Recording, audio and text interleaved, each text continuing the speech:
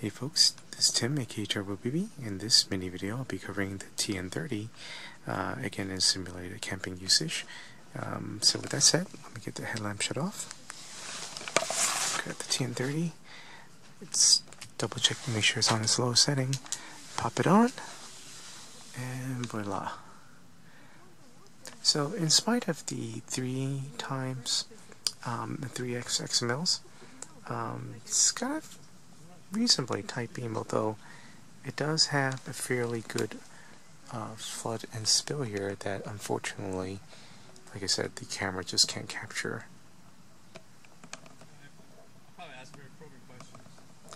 But it's not too bad. I am able to easily pick up on things with the spill.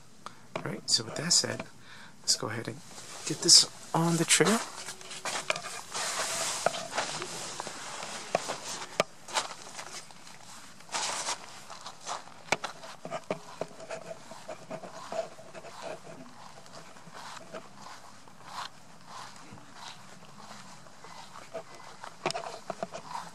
So, as you can see, L1 is fairly dim.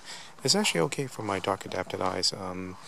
In this video, it's actually showing a little bit darker than what I see in real life. But with that said, I'm going to go ahead and bump that up to level 2.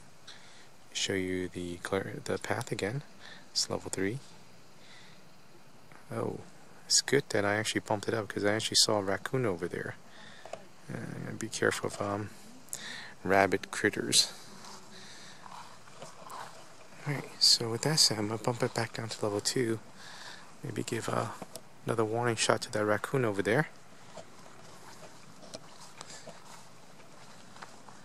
So I certainly don't want to get bit.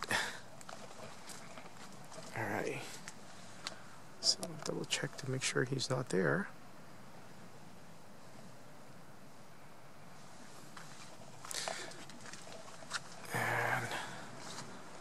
Up to this clearing here, take a look around.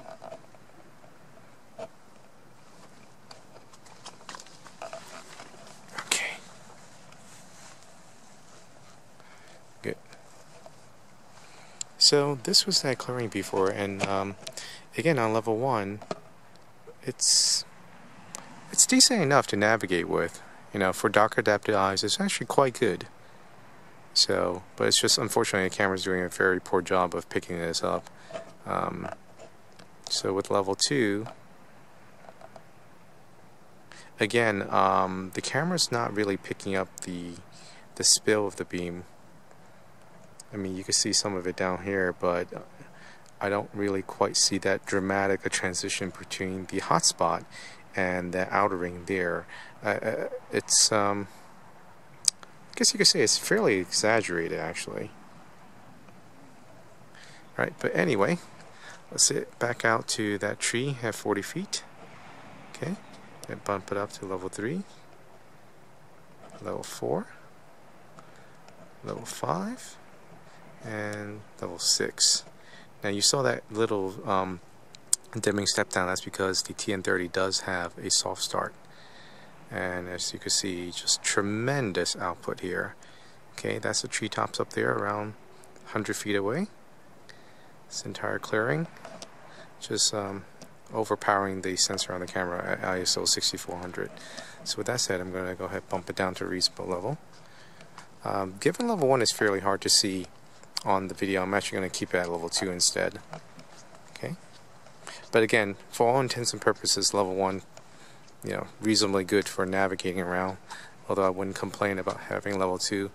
Now of course I just got to be mindful of that little critter again, double check my path, maybe bump it up a notch to level 3. Okay, nothing here. Kick it down to level 2 again, continue down the path.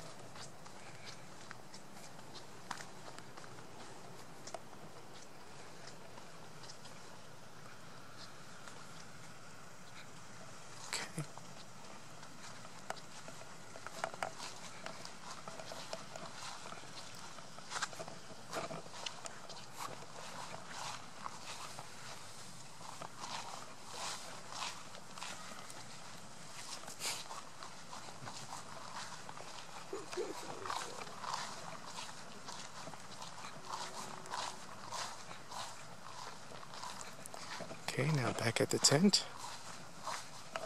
The peg check.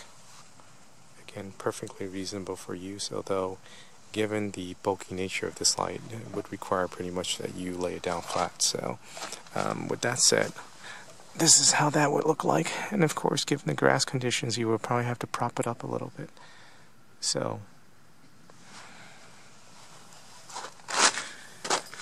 okay, here we go, back inside the tent.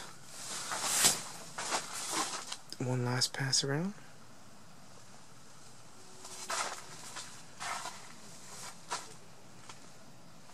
And this is at level 1, so reasonably good, but again, like I said, the camera's not doing a great job of picking up the spill.